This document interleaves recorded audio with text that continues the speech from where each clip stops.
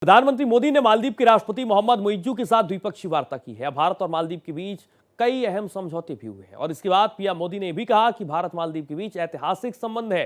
पड़ोसी प्रथम की नीति पर भारत आगे बढ़ रहा है। मालदीव के राष्ट्रपति ने क्या कुछ कहा, आपको सुनाते हैं। और घनिष्ठ मित्र देश है। हमारी नेबरहुड फर्स्ट पॉलिसी और सागर विजन ने मालदीव का महत्वपूर्ण स्थान है इन दोनों में। Prime Minister Modi and I held extensive discussions, taking stock of our successful development journey together and charting a path for the future collaboration between our two countries.